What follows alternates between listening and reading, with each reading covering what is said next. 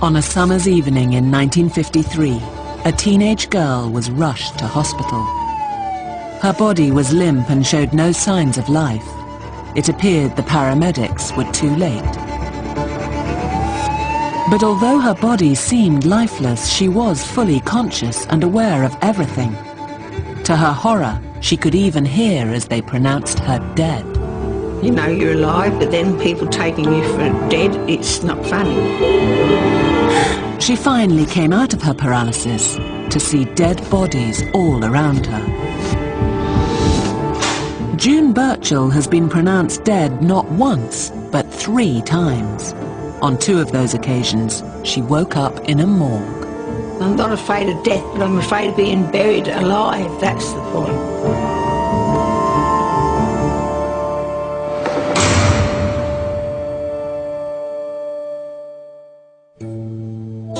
June grew up in the south of England just after the war. She was in her late teens when she first experienced what must be everyone's worst nightmare: to be pronounced dead while she's still alive.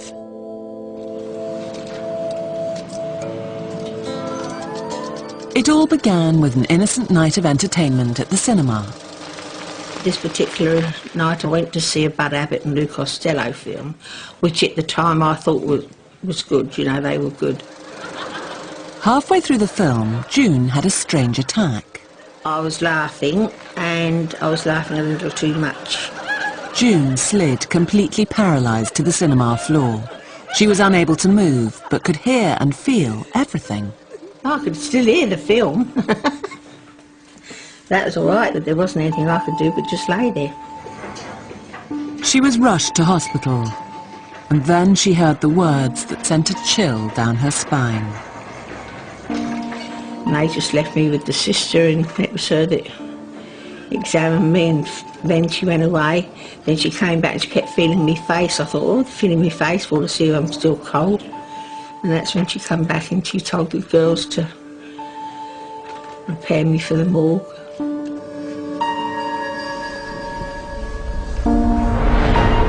While they were getting me ready for the morgue, I could hear everything they were saying, and they were talking about their boyfriends, and the other one was telling the other girl all that her boyfriend wanted her to do, and should she do it, and all this business, you know.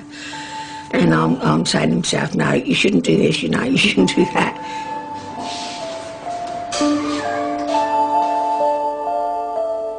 They took me down to the morgue and put me on the slab, left me. Lying in the morgue, June remained completely paralysed but fully conscious for several hours. That's when I started sort of fighting to get out of it. I'm getting out of this, you know. And I sort of wheeled myself out of it. And I looked around, you know, all these people that covered up, and I thought, gee, they are dead, but I'm not. I want to get out of here. She sat up and saw a morgue attendant. And I went, excuse me, can I go back to my ward? And he looks up and he just gave me one look and ran out of the morgue. I never saw that attendant again. I wonder if I gave him a heart attack. June tried to put this terrifying experience behind her and carry on with her life. But to her horror, 1 year later she collapsed again and was pronounced dead.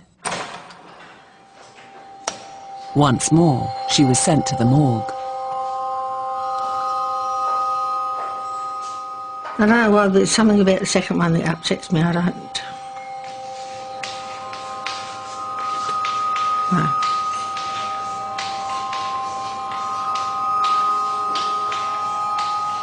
And not only that, I mean, when you're putting them all dark, and I am scared of the dark, always have been.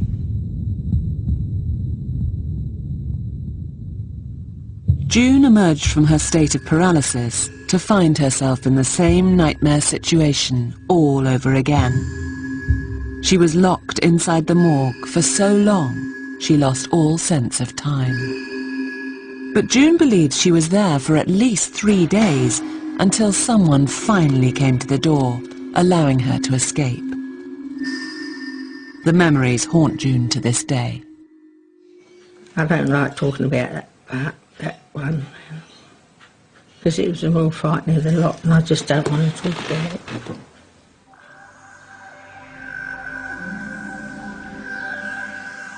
Shortly after these attacks, June married and had 3 children. The family later moved to Melbourne, Australia, where she still lives today. But the attacks continued.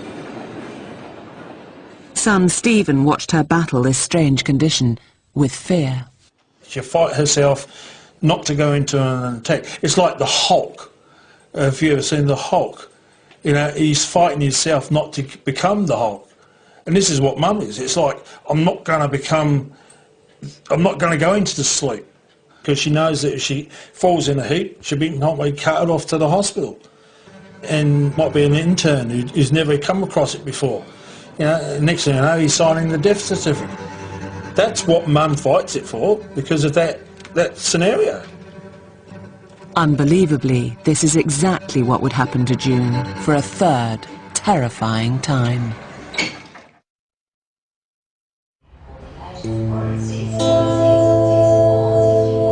Five and 9:59, 3 and 9:39, 4 and 7:47. June Birchall has been pronounced dead 3 times in her life. She suffers from a mysterious medical condition called cataplexy, a malfunction in her brain that causes her body to collapse to the ground in response to strong emotion. Her mind, however, is fully awake. I will fall if I'm standing, if they don't sort of catch me before. And in that position I will stay until somebody moves me. June can remain in this state for minutes, hours, or possibly days. She has one of the worst cases of cataplexy in the world. Cataplexy usually appears in people in their teenage years. Lissy Shepherd is 14 years old and, like June, has recently been diagnosed with cataplexy. It's really hard to know that 8 months ago I was really normal when I was just the same as everyone else, and then all of a sudden it just feels like I woke up one morning and then I was thrown with this. My brain can't control my body anymore, and I'm trying to tell it to get up and it just can't. It's too tired to carry on. Just in the end it just collapses to the floor. Sorry, she's all right, Amy. No, she's all right, she's all right, she's fine. And during it I just can't move, but I can hear everything that everyone's saying, but I can't move. Lissy has up to 8 attacks a day, even more when she's tired, and they can last from seconds to hours. It starts, you can tell by her eyes. Are you fighting off something now? Not really. I think you are. Her eyes will become probably a lot more sort of fixed, and they'll then become almost sort of glazed over, and she'll go very, very quiet.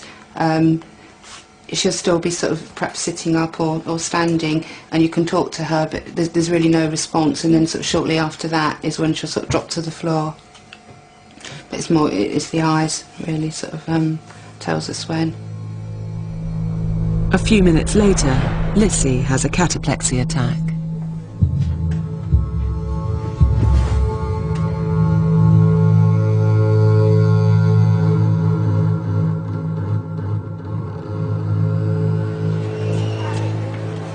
While the attacks themselves are frightening, what is worse is how strangers react to her when she has attacks in public. Some people even think she's dead. Oh, she gone.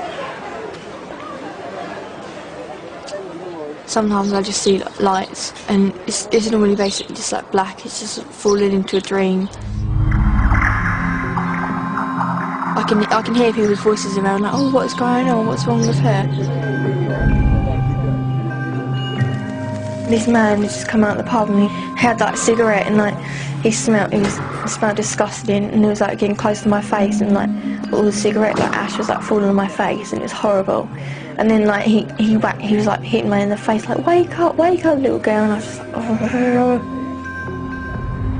This one woman put her fingers in my mouth and was like, I'm going to make sure she hasn't swallowed her tongue, she's epilepsy. which wasn't very nice. But most of the time my friends would deal with me like, yeah, she's fine, no, she doesn't need that, she'll come round in a minute. Some people think she's dead. She doesn't move. She looks dead. Sort of pale.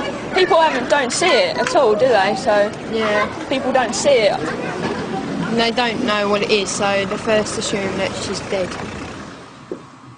Lizzie's mother, Roxanne, is desperate for more information about her daughter's condition.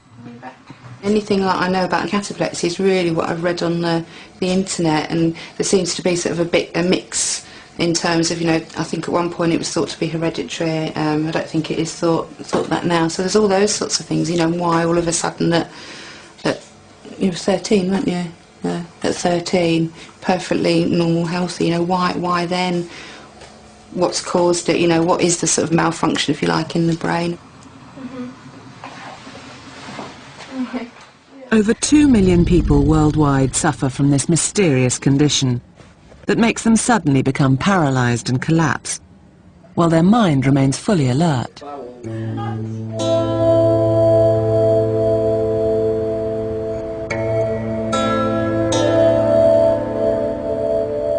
Andrea Scott is 33 and lives with her family in the north of England. She too had her first cataplexy attack when she was in her teens.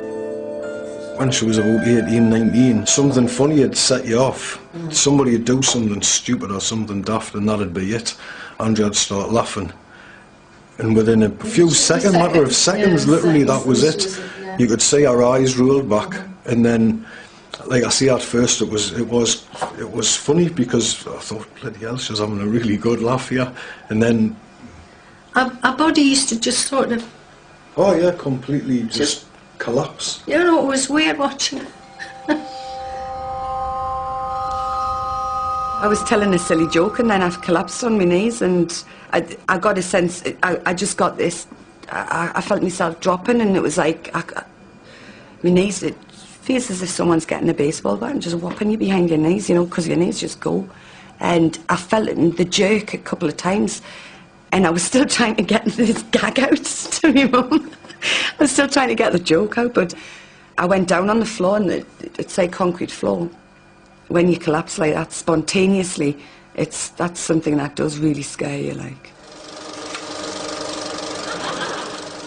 Strangely, it's strong or spontaneous emotions that are the main trigger for people who experience these terrifying cataplexy attacks.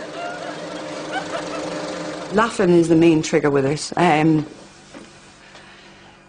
Fear, anxiety, stress, I can't argue with anybody. It's terrible. I miss laughing. You know, I really do. I was always laughing in that. But if it's now, I miss that too. I can laugh to an extent, but not to the real good old laugh. No, I used to. You get to such a heightened state of your emotional state is so heightened that it's like it just starts short-circuiting immediately. You know, it's as if the body's, it's as if your mind's saying, I can't cope with this. Close down now, and it systematically shuts everything off.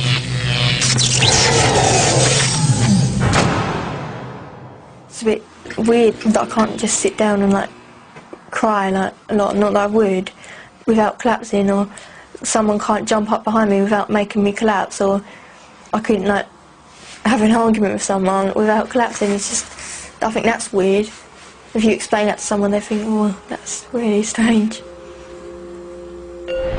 For years, researchers tried to study the brains of people during a cataplexy attack to see what was causing these strange collapses in response to emotion, but with little success. One of these researchers was Jerry Siegel, a world expert in narcolepsy and cataplexy. We were trying to do MRI scans during cataplexy and see what areas of the brain were activated and perhaps compare them across individuals. What turned out to be the problem, though, is that cataplexy is already an unusual event. You put people in an MRI scanner where they're you know, in almost a barrel, and a very noisy one at that, where the magnets are going, making a lot of noise. And then you try and make them laugh to the extent that they had cataplexy. And we had comedy albums that we were playing in their earphones, and you know, someone would be in there for an hour or two, they'd never laugh, and they said, yeah, that was funny, but you know, not that funny. While the study of cataplexy in humans remained elusive, scientists were undeterred and continued their research, sure that they would one day unravel its secrets. In the meantime, people with cataplexy have had to find ways of coping with it. People can learn to control their response to strong emotions, and in some cases can even fight off an attack. But this is usually only temporary. Sooner or later, their body will collapse beneath them. Roxanne! Roxanne! Roxanne! Roxanne! It's just like going to sleep really, but being all awake, and I can hear everyone. I heard you calling Mum, and I can feel my senses are still like there. I don't like it when I'm like paralysed. I don't know if that's part of the illness or not. I hate that because I'm so used to being normal, and when you can't move, you're just like, this is bad. And it's really horrible when you're trying to fight off an attack and you know it's going to happen, but you're trying to stop it because it's like in certain situations it's like really not helpful. Are you comfortable like that? Most people have normal vital signs during a cataplexy attack, and the attacks themselves are usually brief. Coming back for you.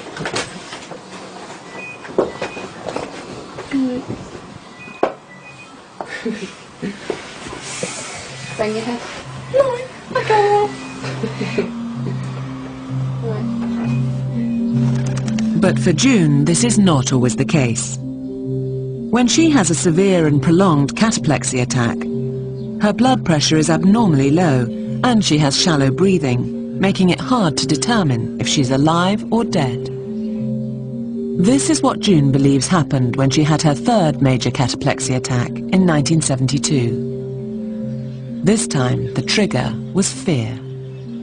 I walked past the paddock and I looked in front and there was a snake crawling out of the fence, from the fence, and it crawled across the pathway, and I watched it go down the curb and under one of them drain things.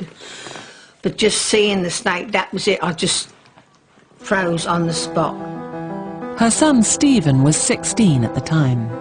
Mum had one of her attacks and she's gone into what we call a deep sleep, which is more like into a coma almost. The ambulance driver said, no, sorry lad, he said, there's nothing we can do. He said, she's passed away and that's it. He said, we have to take her. So he said, no you don't. He said, you've got to leave her here. He said, we can't leave her here, son, she's dead.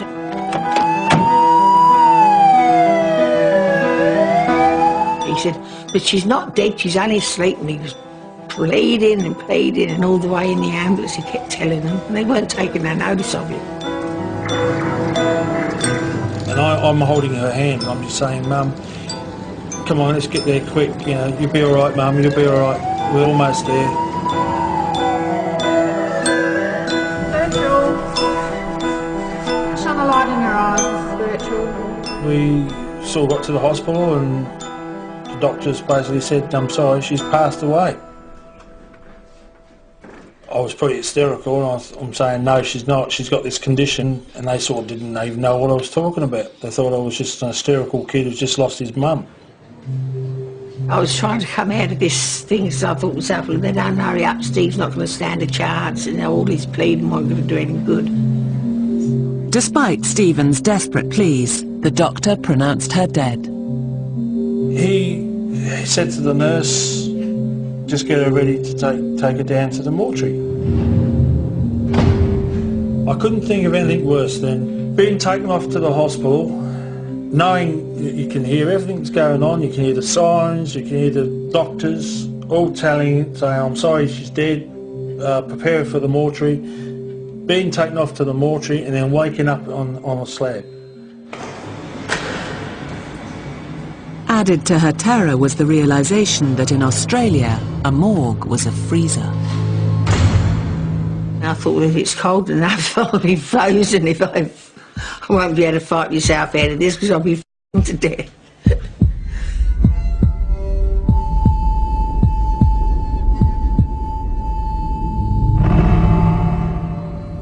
So I finally came out of it and I opened my eyes and Steve said to the doctor, he said, "See, I told you, she's all right." All they did was assume and couldn't detect any life signs and assumed that she was dead and that was it. So, yeah, mistakes happen and it can cost somebody their life.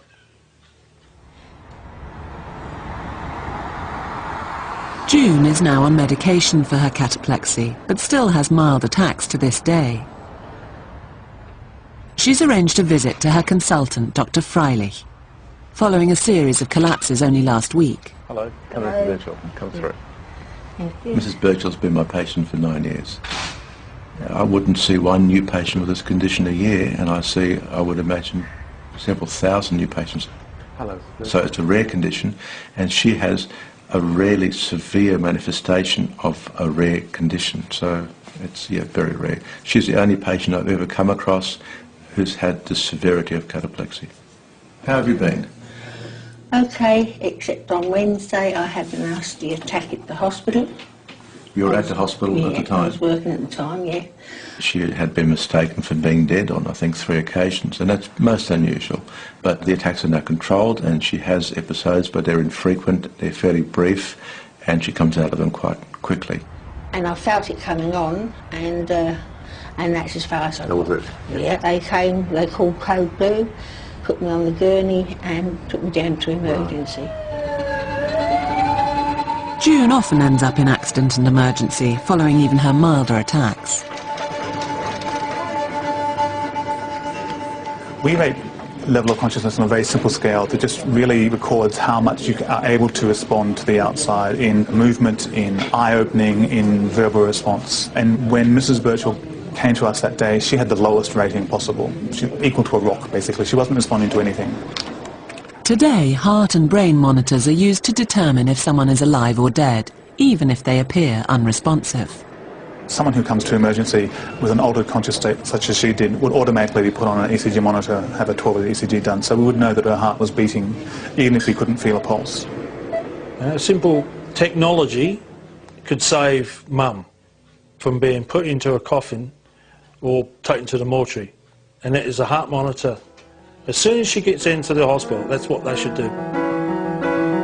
Despite this new technology, June still fears she might have an attack that sends her once more to the morgue.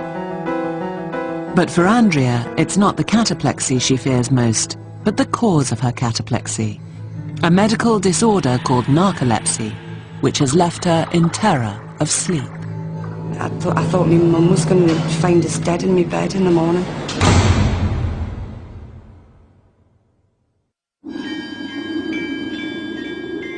Andrea Scott has narcolepsy, a medical disorder that causes a blurring of the lines between being awake and asleep. The strange collapses of cataplexy that she experiences are just one of its symptoms. But for Andrea, some of its other symptoms are far worse. Like the terrifying hallucinations that visit her in the night, leaving her in fear of her life.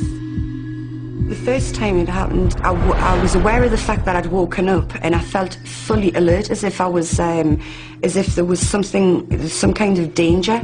My skin was covered in goosebumps. And sometimes I've actually had like hallucinations where it's actually been, something has actually come into the room and physically sat on my chest, like little goblin things, horrible little things.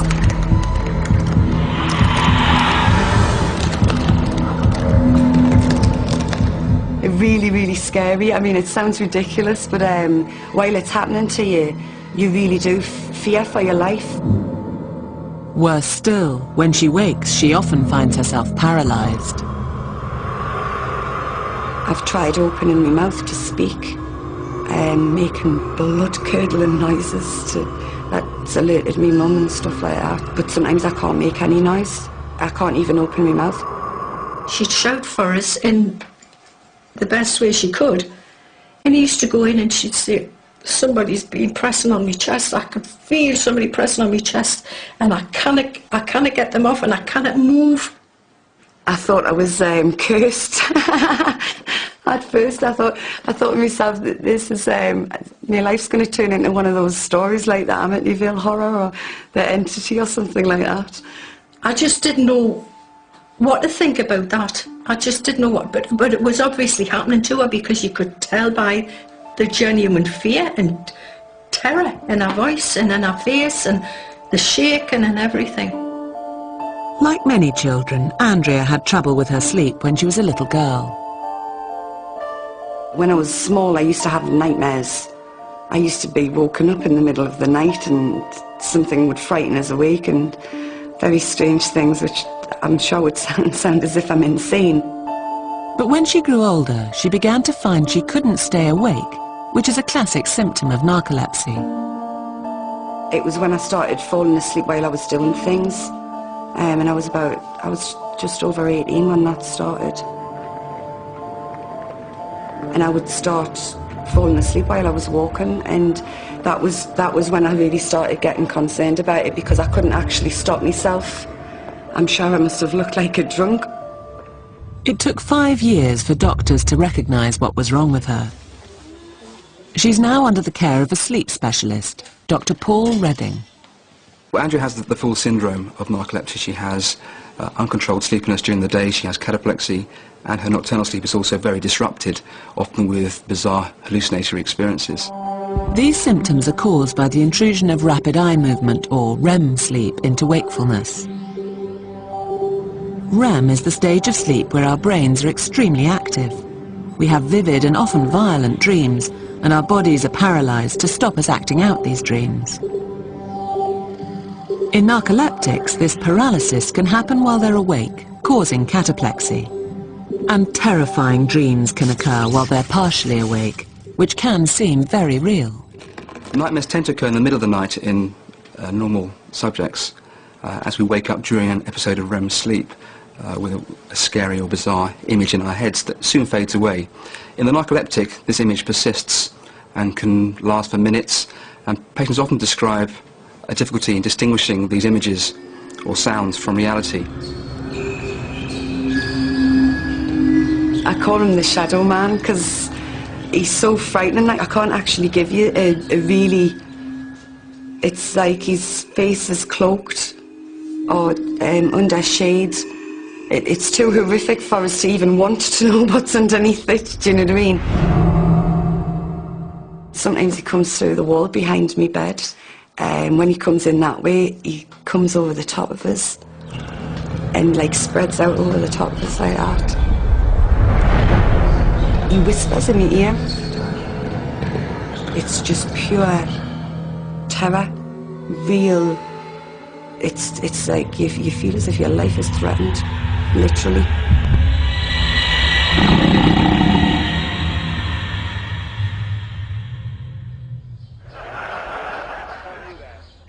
Like most people with narcolepsy, Andrea is constantly exhausted and slips in and out of sleep day and night. I can sleep while I'm standing up.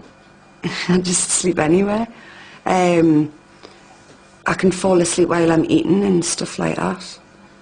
It was very difficult getting through college and stuff because I fell asleep quite frequently then. I'd fallen asleep one day during a lecture and I was still writing.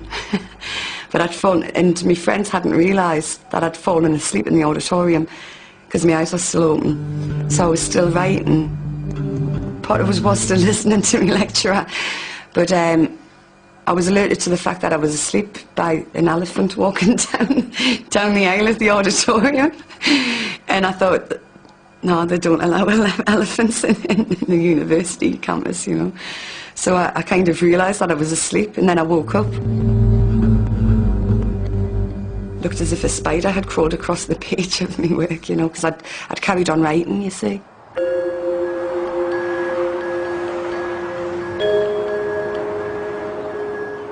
Like Andrea, June has narcolepsy.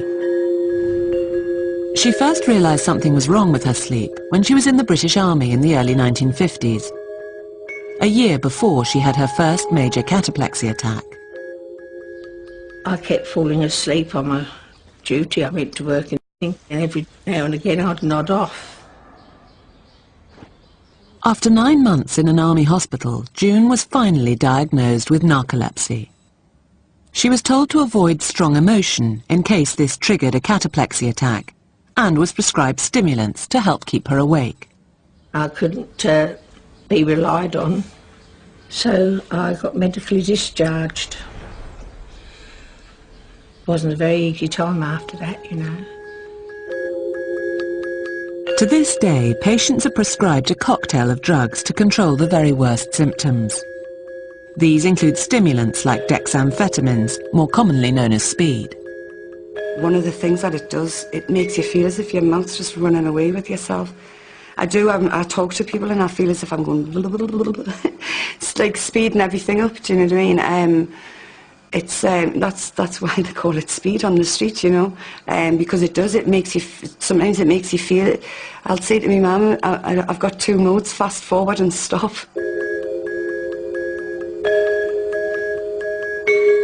She started on all this medication, on these amphetamines, and when I read the side effects, what could happen, I think that's the thing that frightened me more than anything else. It's the second of, you know, that's what upset me. It's the side effects of this medication that she's got to have for the rest of her life. People have said to us, I wish I'd have some of them speed tablets that you take, you know, for that. I wish I had a bit of that narcolepsy, like, you know, and I think to myself, you know, if I was sitting in a wheelchair, would you be saying to us, like, I wouldn't mind lending your wheels for a week, you know what I mean? Give me legs a rest.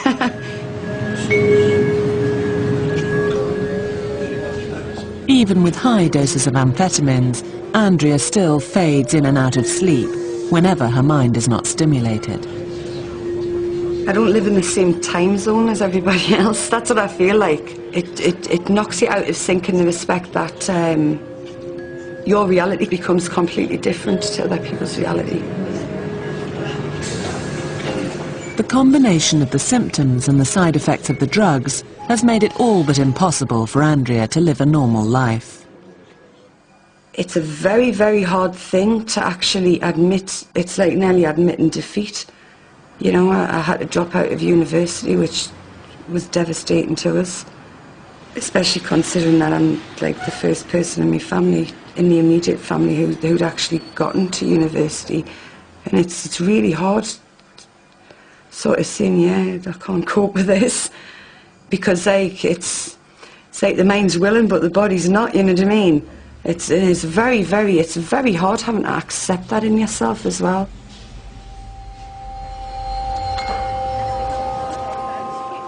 It's 6 months since Lissy, like Andrea, was diagnosed with the sleeping disorder narcolepsy. Her worst symptom is cataplexy. She still has several attacks a day and urgently needs to get them under control.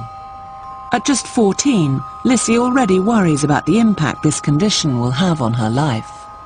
I'm scared that I'll hurt myself. I'm scared that I won't be able to be normal and I won't be able to go to school normally. I won't be able to see my friends normally. And I suppose I'm scared that people like see me as like a liability and get like sick of looking after me. But like, I've always got people to assure me that never happened.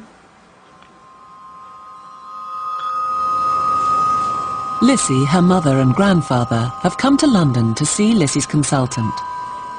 Her attacks are still so frequent that she can't go anywhere without being chaperoned, and the family are desperate for more help in treating her condition. All of us have got to the stage we've had enough. We sort of can't carry on living like this. There's not one single day in 11 months where she hasn't had an episode of cataplexy. You know, we worked out over 1,000 attacks, if you like. An average school day, probably 3 or 4 times a day at school, and then of an evening. again varies, could be up to sort of 6 times that she'll just drop to the floor. So it is, you know, really difficult. None of the usual drugs can be used to control her attacks, as she's also been diagnosed with an unrelated heart condition. Hello. And I'm the grandfather. And that's grandfather. Nice to meet you, Richard. Come in, please take the seat. My life, but to a much greater extent the life of my daughter and granddaughter, has actually been turned on its head. And there's been mini crisis or crisis after crisis. She's collapsed. She's fallen down the stairs in a cataplexy attack. I accept there's no easy answers. We need to monitor this. I mean, I think this is not a simple case of narcolepsy. There's a cardiac problem as well, and we need to tread carefully. But it doesn't mean we can't tread decisively. Currently, the best doctors can do is try and control the very worst symptoms of narcolepsy, like cataplexy. But this could all be about to change. After years of research, scientists have made an extraordinary medical breakthrough that may transform the way this condition can be treated in the future. There's been an enormous change in how we view this disease, from it being a mysterious and maybe not quite legitimate disease to one that we have a pretty good understanding of, and more importantly, we have a very good idea of what the treatment is going to be. For years, researchers have known that animals also suffered from narcolepsy, and in particular from the symptom of cataplexy. That's cataplexy. But in dogs, unlike humans, it's a hereditary disease, allowing researchers to breed and study them. In 1998, 2 different research teams discovered that a chemical called orexin, or hypercretin, was missing in the brains of narcoleptic animals, suggesting that this was the cause of the cataplexy attacks and other symptoms. Jerry Siegel and his colleagues then set about examining the donated brains of normal people and those with narcolepsy to see if this was the same in humans. Hypercretin is normally produced by cells in the hypothalamus, the brain's control center. But in people with narcolepsy, these cells have somehow been destroyed. The hypercretin is localized to a cluster of cells in the hypothalamus in all animals examined. So in normal humans, it's in pretty much the same place. But in narcoleptics, throughout this field, there's a loss of cells, as if someone just kind of went in with a pin and killed them one by one. There were many people who believed there was a psychological illness, that it was literally in your mind. And I think what we found here is that it's very clearly in your brain, not in your mind. It's thought that hypercretin works like a switch, controlling the transition from being awake to being asleep. Without it, people slip between different parts of sleep and wakefulness, including paralysis and dreams, just as happens with Andrea. You got a light switch, you have it switched on during the day and you switch it off on a night time. But only with me, there's like a bit of a circuit breaker going on there, you know. I've got a bit of a malfunction going on. Instead of it switching on during the day and then switching off on a night time, it switches itself off and on sporadically. But hypercretin has another fascinating role that may explain the mystery of why it is emotion that causes such problems for people and animals with this condition. In general, cataplexy happens during pleasant emotions. In humans, it happens during laughter most frequently. In dogs, it happens when they eat their favorite food or when they're playing very actively. And these are the times when the hypercretin cells are normally firing at the highest rate. What Jerry and his team believe is that our bodies all experience weakness in response to strong emotion. This is exactly when hypercretin kicks in, turning on the chemicals that keep our muscles firm. So what we believe is that the hypercretin system has this role in maintaining motor activity during certain kinds of emotion. But in narcoleptics who don't have the cells or who don't have functioning hypercretin systems, whether animals or humans, the result is they tend to lose muscle tone and fall to the ground if they're standing up. Without hypercretin, we would all literally feel weak at the knees and collapse in response to emotion. This is an animal that's just spent its whole life knowing that when it gets excited it lies down for a bit. Unlike a human narcoleptic, they don't have to contend with embarrassment or danger. They don't realize that there's anything abnormal with their lives. What scientists now need to find out is what is destroying these hypocretin cells in people's brains, causing narcolepsy and all of its devastating symptoms. Lissy Shepherd is 14 and can have dramatic collapses at any given moment. Many scientists now believe that it's the loss of a chemical in the brain called hypocretin that causes these collapses and all the other symptoms of a condition called narcolepsy. But it's patients like Lissy who might be able to shed some light on what is going wrong in the brain. This type of sudden onset of narcolepsy, and particularly with the symptoms of cataplexy, these symptoms where you lose muscle tone and get weak, for it to occur so suddenly is quite rare. Lissy's cataplexy attacks, the worst symptom of her narcolepsy, appeared within hours of an immunization injection. I felt really sick and lightheaded, and it wasn't like I normally feel. It was just really tired and exhausted and just needed to go to bed. And I was like, I remember sitting upright at the computer, and then all of a sudden I just like fell to the floor. Now, prior to that day, you've never had any weakness in your muscles at all? No. You had no symptoms of daytime sleepiness? Perhaps the vaccination you had or something occurred on that day. So there were some cells or some agent in our body that may have attacked those cells that produce hypocretin. This is a theory Jerry Siegel and his colleagues are currently exploring.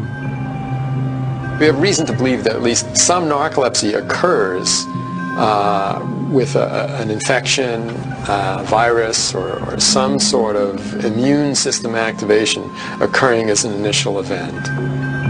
They found that in a number of brains donated by narcoleptics, there was clear evidence of infection and an autoimmune response in the hypothalamus, where hypocretin is normally produced. I think most people in the field now believe, and I certainly believe, that narcolepsy is an autoimmune disease that somehow causes the death of hypocretin cells, and that the loss of hypocretin cells then cause all the symptoms of narcolepsy. If this is the case, the body's immune system is literally devouring its own brain cells. Nothing's going for you. Based on this theory, pioneering doctors like John Schneerson are experimenting with a new treatment which provides patients with donor immune agents or antibodies. His patient, Rebecca Farrant, is one of only a handful of people in the world to have this immune treatment. Every 6 weeks she's given a 3-day course of antibodies intravenously, which help to protect her hypocretin cells. I feel so different in myself. Yeah, that's great. Because I was really depressed and everything before. I feel not be able to do nothing. This is her 3rd course of treatment, and for Rebecca, it does seem to be working. Hopefully I can go to college or something, and I feel like I can do that now. Before I couldn't do it, but I feel like I've got something to look forward to now. Scientists hope this cutting-edge treatment might one day be used in new patients to stop their body's immune system from destroying its own healthy hypocretin cells. This is the first real hope for a cure for this devastating condition. For patients whose hypocretin cells have already been destroyed, there is also hope. Scientists are working on developing a drug to replace the lost chemical hypocretin in the same way that insulin is replaced in diabetics.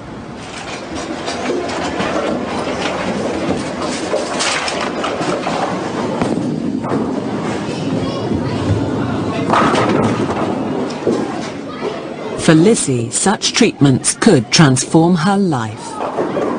It'd just be such a relief to be able to get it treated or to be a bit better so I could just carry on as normal. It would make my life so much easier, and it wouldn't make it a struggle anymore, and it would just mean that I could be back to normal again, like back to the way I was. Researchers hope that both of these treatments will be available in the next 5 to 10 years. 67, 67. But for June, this may be too late. And for her son Stephen, the worry remains that she will be pronounced dead again while she's still alive. Well, I've always said that if she has been pronounced dead, that she's not to be buried for at least a week, because she could very well be in a deep, deep sleep. When the day comes that she's truly dead and ends up in the morgue one final time, June hopes she'll be able to make a contribution to the continued medical research into this bizarre condition. They can take my brain for science and see what they can find out about what's what, you know. If my brain's any good and not addled and that, they can add it, do what they want to do with it.